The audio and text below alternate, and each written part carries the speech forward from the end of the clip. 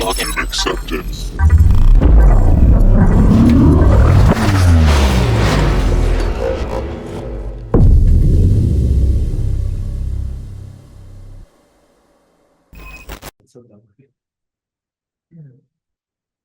All right, so we'll get started here. Um, just to kind of end off this semester, looking at the schedule, we're on our last meeting, and for the Friday or this Friday, we'll be visiting Fullerton for their OSS Con.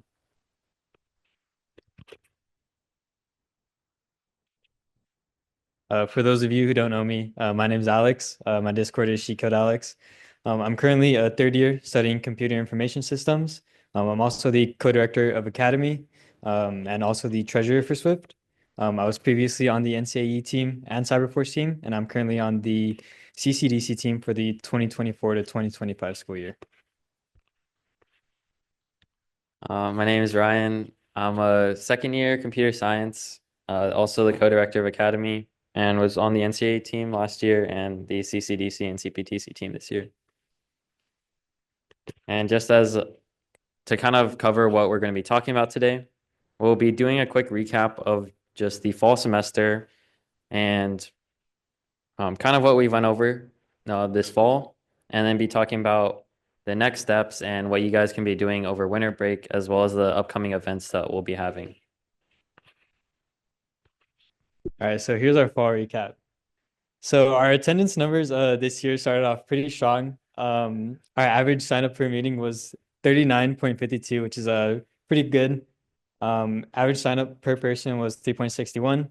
So I see a lot of familiar faces here. So if you guys are coming to the meetings and not signing up, please signing up. That number should be higher.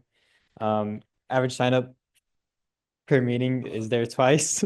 And our highest sign up 22 out of 25.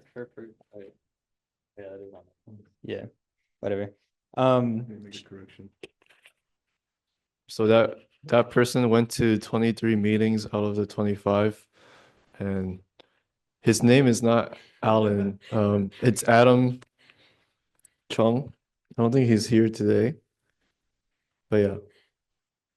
I'll change. Yeah, it's Yeah, so we had pretty good attendance at the start of the year, and we maintained that attendance pretty well throughout the year. So thank you guys for showing up and showing your support to Swift. We hope you guys had a pretty good time attending our meetings and learned a lot this semester.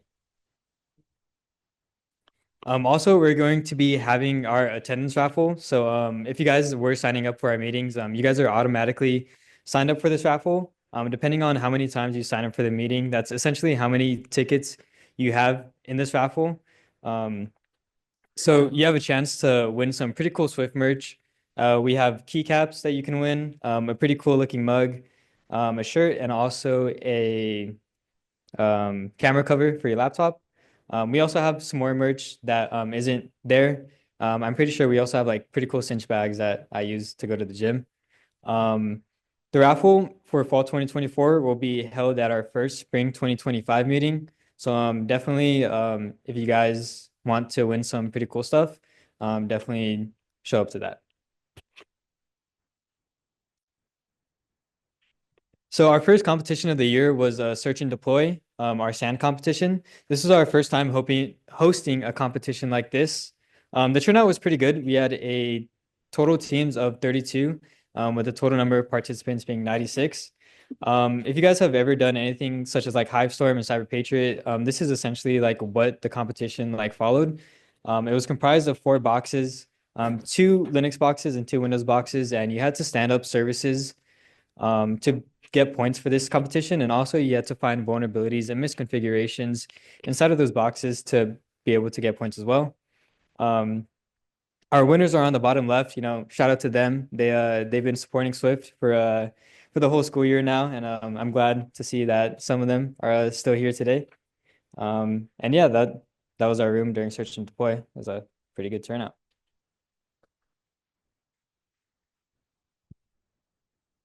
And also our RVB. This was our red versus blue competition. Essentially for this competition, what you had to do is you're given 4 boxes that you had to defend from an active red team. 2 of these boxes were Windows and 2 of these boxes were Linux. The total number of teams that competed were 11, and we had 45 participants, not only from this school, but we also had schools from all across Southern California and also some schools from other parts of the United States compete as well. Um, this competition was really cool and really fun, and the devs for this competition took a lot of time to really make the environment cool for you guys and put a lot of time and effort into this competition. So, big shout out to them, and also a big shout out to all the competitors that came out. Spending your Saturday doing cybersecurity stuff isn't really like something a lot of people want to do, but you guys had the perseverance and the willingness to compete in this competition. So, shout out to y'all. These are our winners on the right.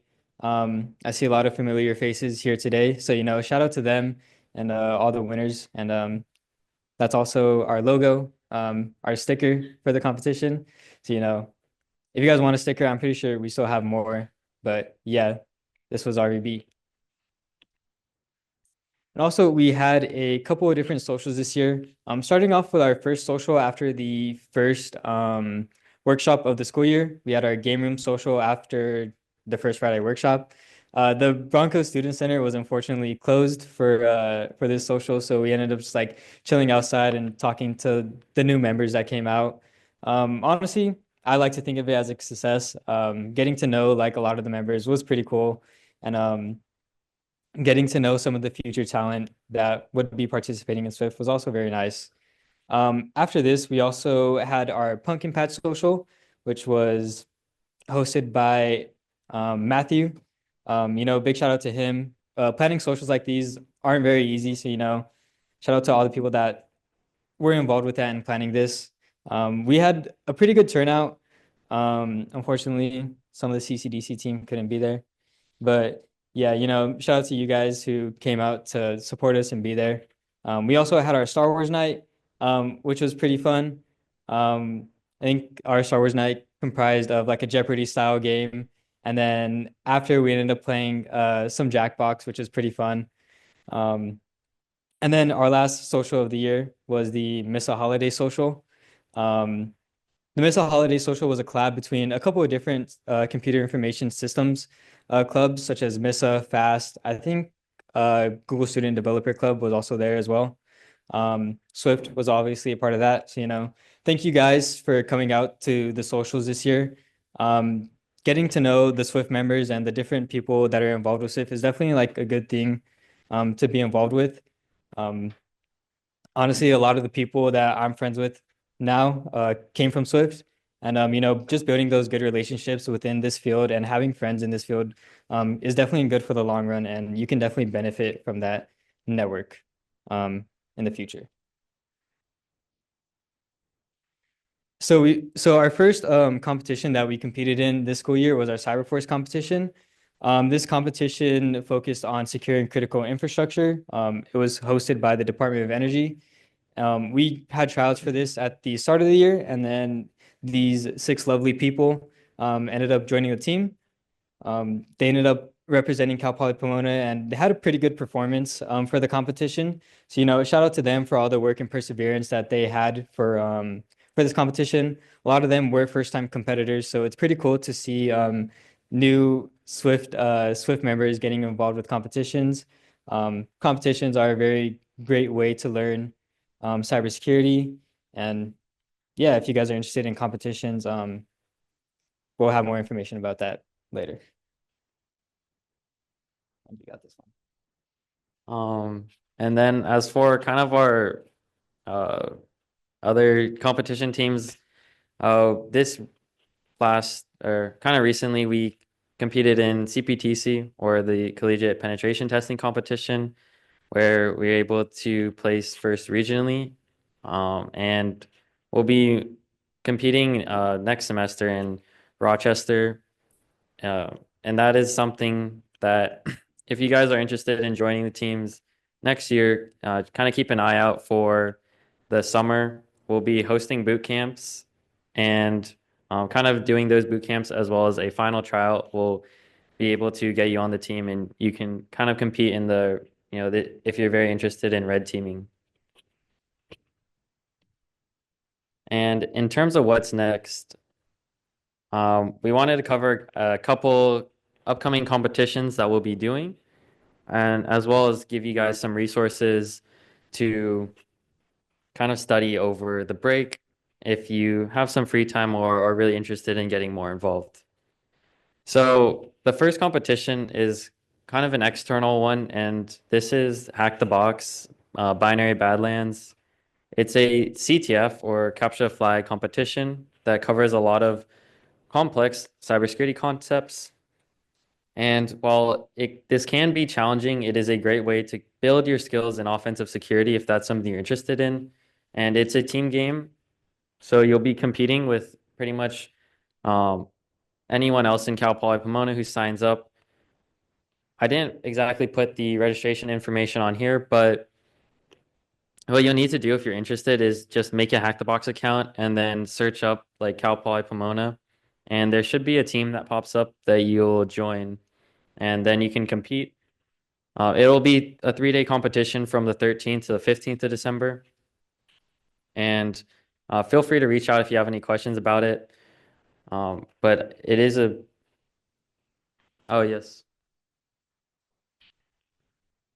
Um,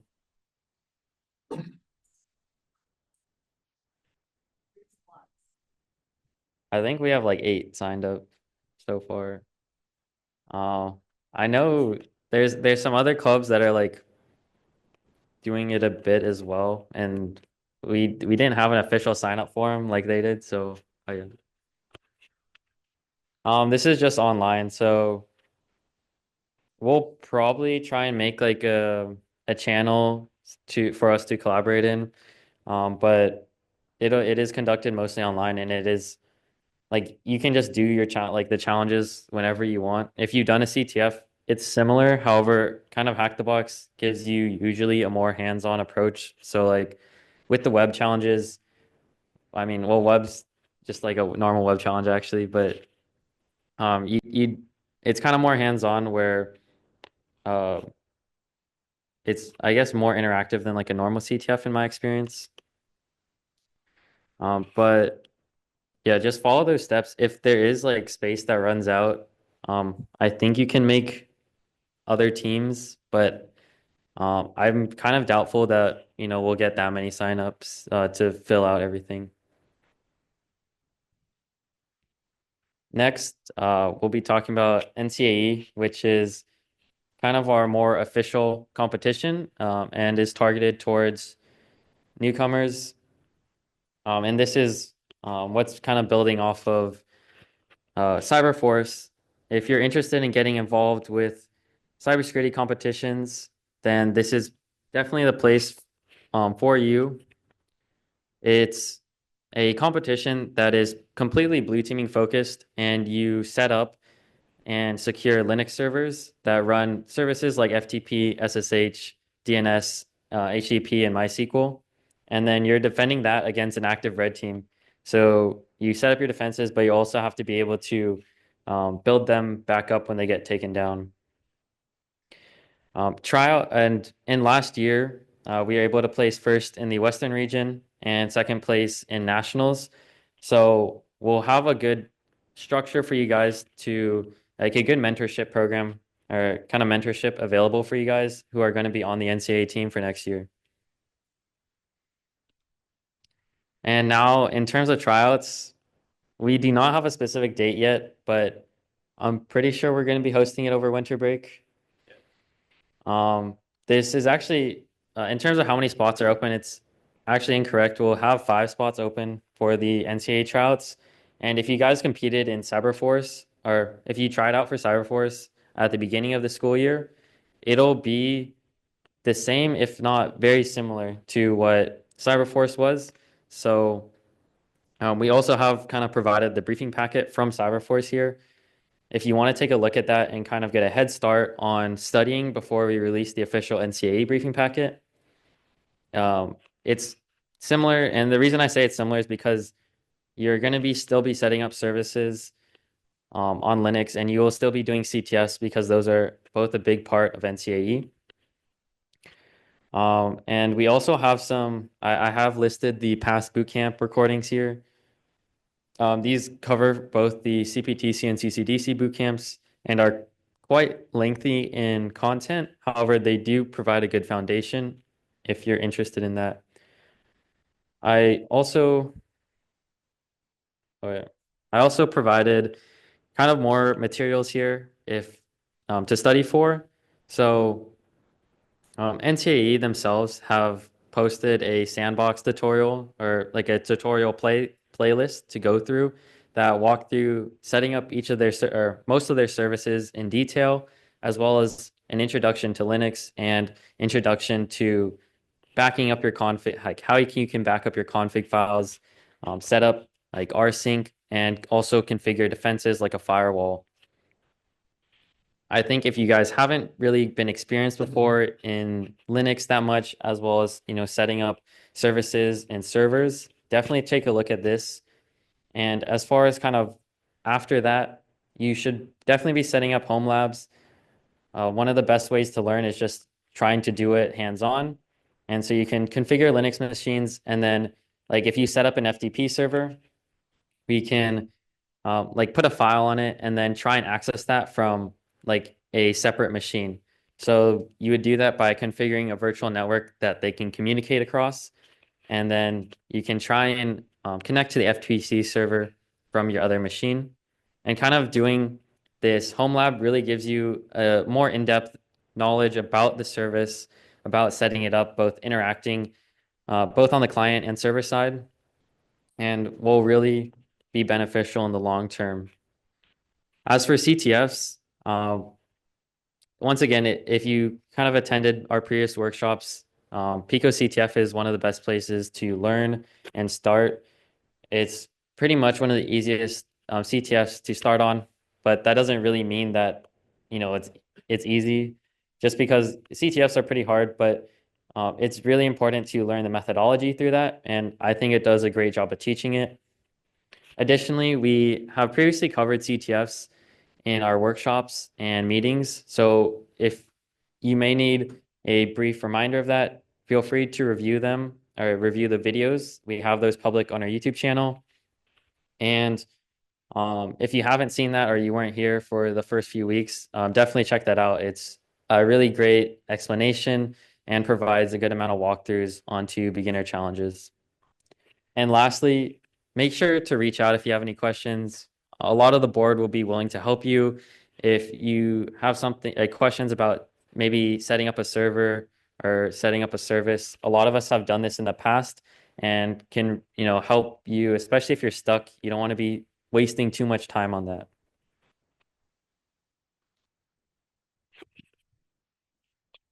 And just getting into what we're going to be doing for next year.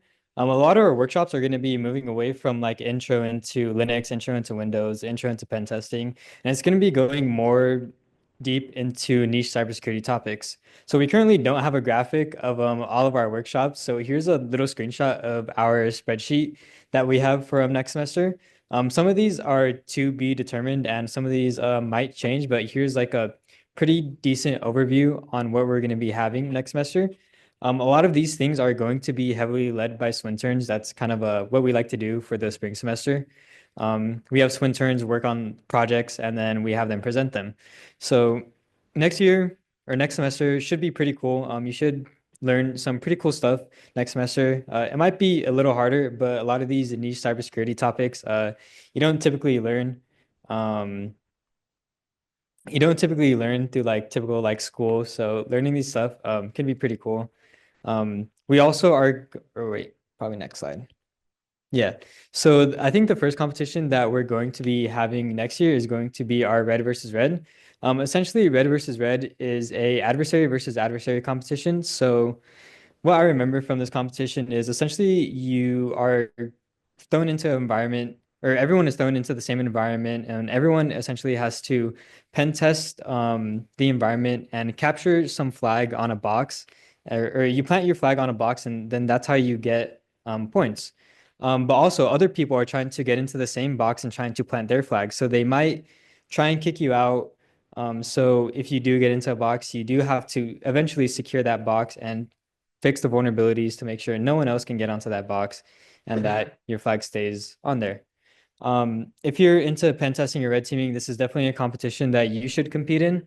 Fighting against other red teams is pretty cool.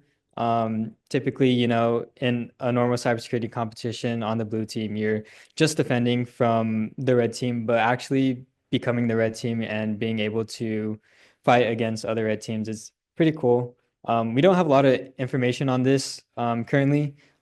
Everyone on the competitions and that's involved with that is pretty bogged down with finals. So definitely be looking for that information during the winter. We'll be sending out pretty frequent announcements about that. And then also we are going to be having Red versus Blue Part 2. If you guys participated in our previous Red versus Blue competition this semester, it'll essentially be the same thing. It's going to be a live adversary defense competition where you're on the defense. You're essentially acting as a security for a fictitious business to defend their network against an active red team. Like last year, it's going to be 4 competitors per team. And I think this year, instead of injects, we're going to be having CTFs. So if you guys didn't like injects, don't worry, we're going to be having CTFs, which in my opinion are a lot more fun. But yeah, definitely be on the lookout for that. It'll probably be later in the spring semester. So more information on this will be sent out during then. Then also we have our annual cybersecurity conference that Swift hosts. This is called Tech Symposium, and this is hosted in the spring semester. We like to invite out companies and industry professionals to give talks on industry insights, various topics in cybersecurity, and also to present demo/workshops. It's free to attend, and there's also going to be a CTF involved with that. Tech Symposium is a pretty cool place to network with other people and other like-minded individuals in cybersecurity. I like to say like your network is your network is your net worth. So yeah, definitely like go out there, build out your network. Go talk to other people, go talk to industry professionals. A lot of the time in this industry, you are going to have to network with industry professionals and alumni to get jobs. The job market out there is pretty competitive. So definitely building your network and talking to people and learning how to gain an edge on other applicants is definitely a plus. Our conference last year had over 100 attendees, so there's definitely a lot of friends to make and a lot of people to talk to and network with. So definitely like go out and show your support for that. And it should also be held at Mount SAC this year as well as like it was last year. So it should be pretty close. And then also continuing cyber. So something to keep an eye out is that if you guys have been active in Swift and are interested in kind of, getting more hands-on and helping us out, we'll be opening up eBoard and Swintern applications sometime kind of before spring break. So it's something to start thinking about now. We are having a lot of people like graduating and also may not be available next year. So if you kind of take a look at the graph, anyone who's been crossed out, wait, okay, anyone who's been crossed off is not, is going to be an open position that we have to fill. So if you're interested, we'll be having sign or applications for those. We'll have kind of there will be a notion that we can send you guys that gives you guys more detailed information on each of the roles and positions and kind of what they entail. So as we get closer to that, you will have more information, but you can start thinking about like which positions you might enjoy doing and want to take over. And also, kind of outside of eBoard, we also have our Swintern program where Swinterns are kind of like our mini board who follows us around and helps out, helps out where they can. And we we give you guys like a swim turn project you can work on, and it's a great place to kind of gain experience without committing to the full e-board role. So that might actually be open a bit sooner than the full e-board applications, but we'll keep you guys posted. And additionally, kind of moving into winter break, there are a few kind of certifications that you can be looking at to help improve both your skills and your resume, and obviously help you land jobs, as a lot of certifications can kind of serve as a way to get past HR or an automatic screening. One of the most common certifications is Security Plus. For a lot of jobs, this can serve as a screening if they're not, if the company doesn't know that much, they can just kind of filter out based on Security Plus. So it's a relatively easy cert to get. You guys can knock it out in winter break. So I think if you're interested, this is definitely a great place to start. It's one that I took this last summer. With an academic discount, I think it's only like $250, which is relatively cheap compared to a lot of the other certifications. And it gives you kind of an overview of a lot of the security terms and definitions. It's not too practical, but it does give you kind of a theoretical experience and understanding of a lot of cybersecurity. Moving on to our other certifications, we have Blue Team Level 1, which, as its name suggests, focuses on the blue teaming side and more specifically incident response. It gives you a very hands-on environment where you get to interact directly with like the incident response process, and the actual test is like, it's not like for Security Plus, your test is a multiple choice, but for Blue Team Level 1, you're actually going into an environment and having to like find and fix issues that you find. And from what I've heard, it's a really good and in-depth certification. The only issue is that it's not as recognized in the industry, but in terms of the knowledge you gain, it'll be really good. Yeah, so I'm certified red team operator. I took this my second year into college. I'm currently a third year. It took me about 6 months to complete this cert. It really should have only taken me 3, but I was slacking. So certified red team operator is a certification by Zero Point Security focused on utilizing a command and control framework to move laterally within an Active Directory environment. You utilize Cobalt Strike, which is one of the industry-leading command and control frameworks to do this. This certification also, you're focused a lot on OPSEC concerns, which is operational security. So you're also trying to evade Microsoft antivirus, Windows Defender, also some other like things such as like AMSI. Whilst trying to like compromise the whole Active Directory forest. I like this certification because unlike a lot of certifications, everything that's in the course you will likely see on the exam. There's nothing not taught in the course that like isn't on the exam. So like you aren't going to be thrown a random curveball when doing the certified red team operator certification exam. Also, their Discord is a very knowledgeable place to learn from. Their Discord has a bunch of different channels that focus on a couple of different command and control frameworks. And if you're into like the offensive security sort of side of cybersecurity, the certified red team operator Discord is definitely something you should be in. There's a lot of really smart people in that Discord and a lot of really cool people that can help you out. This certification is around $450. I think it's around $350 for the actual course itself, and then around $100 for the labs. With my experience, I'd say you should go through the course once and do the labs as well, and then go through the course again with Microsoft Defender antivirus, enable it and go through the course again. In the exam, Microsoft Defender is enabled, so that's something you have to be aware of. But yeah, when I did this exam, I had pretty much no experience in red teaming or offensive security.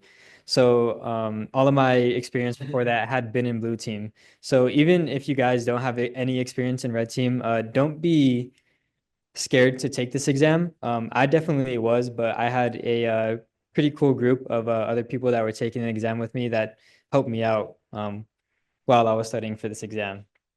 And then also you have OSCP. OSCP is kind of the entry level certification for penetration testers. This certification is probably the best certification for you to get if you want to get into offensive security. Um, OSCP is notoriously hard for beginners. It's an entry level certification, but penetration testing isn't seen as an entry level field.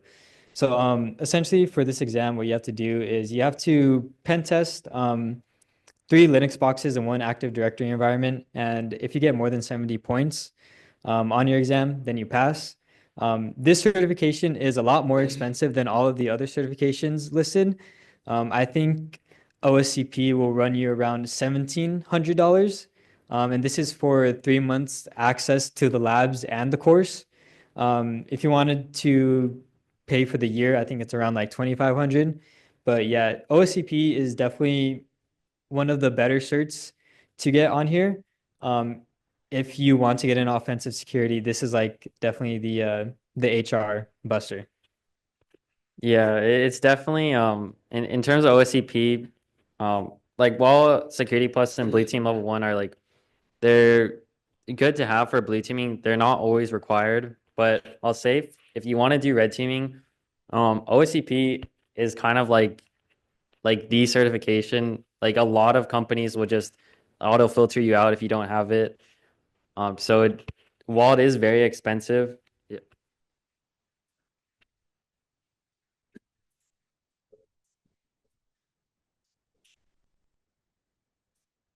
um, I think I think typically they cover similar topics. I think someone I knew previously said Blue Team Level 1 is kind of like a replacement for Security Plus.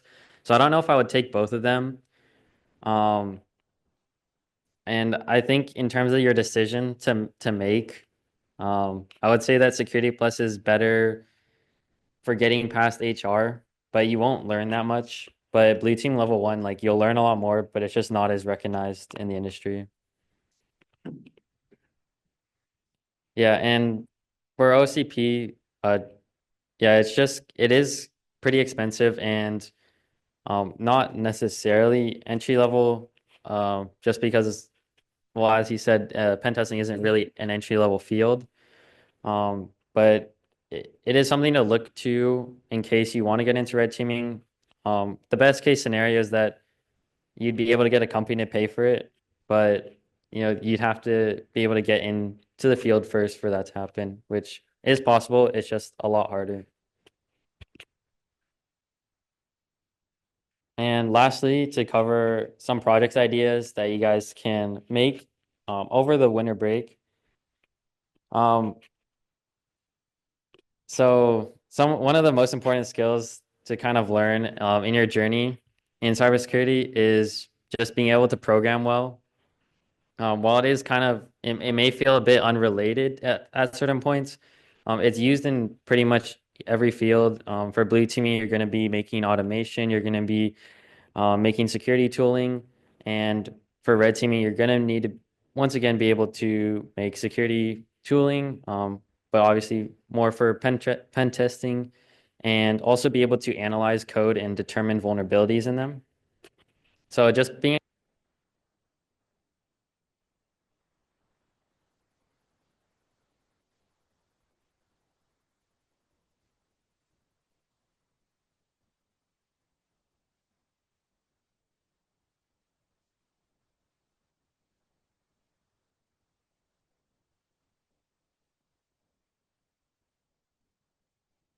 uh, languages, so they're relatively easy. They're relatively easy to learn and pretty abstract compared to some of the lower level languages. However, I'd also recommend diving into maybe some of the lower level languages like C++, C, and even assembly language. If you're getting into red teaming, knowing like C and assembly is going to be very important. And for blue teaming, knowing a language like C++ that is very optimized will also be very beneficial. Additionally, a really good idea that a lot of our members have done before is starting a blog. Uh, in this blog, you can pretty much talk about all your projects that you're currently doing and competitions and kind of research that you're delving into. And uh, these blogs, while they may start off as, just not too many people see them, they can be viewed by employers. And with some of our past members have been like, because of their blogs, they've been able to get internships and jobs because recruiters have seen them and they have seen their work and know what they're capable of. So it's a really good way to demonstrate your skills and showcase that. And it also, kind of gets you familiar with some of the, front end coding with a website. Uh, Additionally, we have resources in terms of websites that you guys can be looking into. For red teaming, we have Hack the Box, which is targeted towards red teaming, as I said.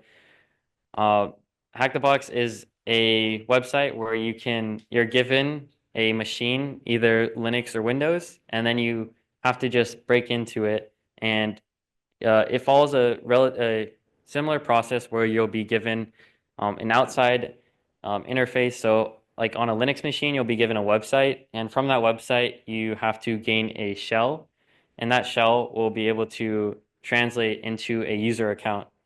And from that user account, then you have to escalate your privileges um, into a administrator account, and that is done through just different exploits you'll find, and often includes a lot of research. And don't be discouraged if when you hop on Hack the Box, you take a very, very long time to figure it out because it is very time consuming and there's a lot that you have to research every time you do a box.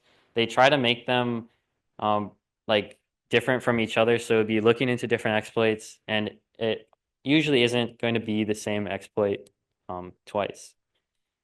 On the blue teaming side, we have Cyber Defenders, which covers a incident response and forensics side of cybersecurity, where you have to investigate different malware samples or different logs and determine kind of the events that occurred and specific information within those files. I've experimented a bit with Cyber Defenders, and I think it is pretty good, but it's something I'm definitely going to look into more as well.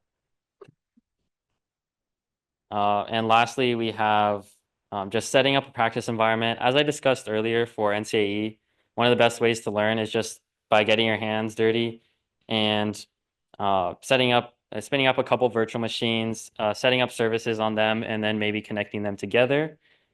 One of the best ways to go about doing this is Evans Lab, which is I didn't actually do Evans Lab. But, it's kind of like I don't know, Bill, can you, anyone? Okay.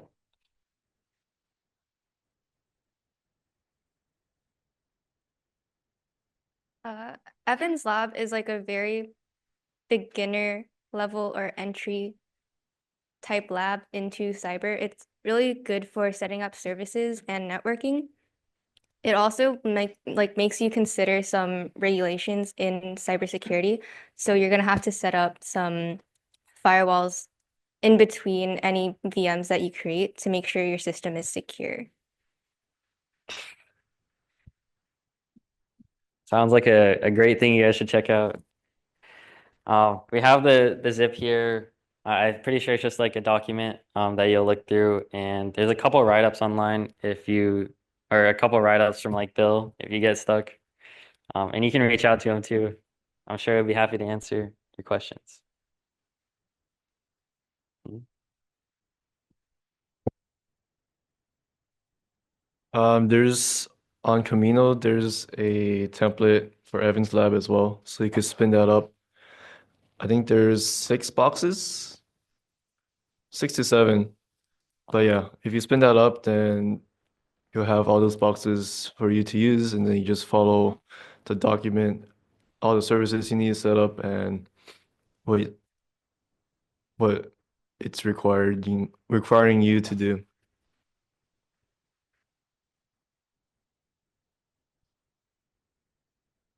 All right. Is there any questions? Any questions at the end that we can answer?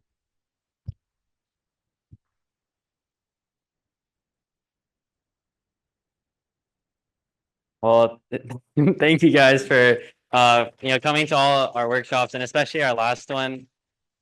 Really appreciate you guys coming, and if you guys have time on Friday, make sure to come out to Fullerton. I think we're still deciding on when we'll be carpooling out there. However, the event will be running, so you can kind of show up anytime.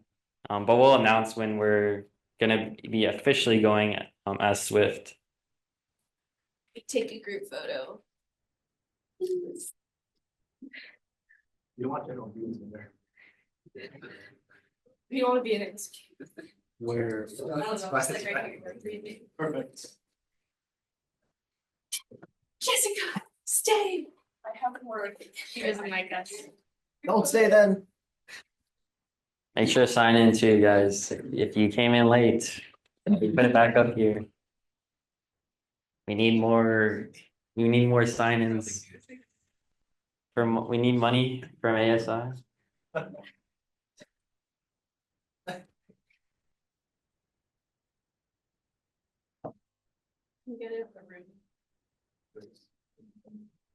Everybody who's not currently sleeping, please come to the front of the room. Thank you. I get to go to the room.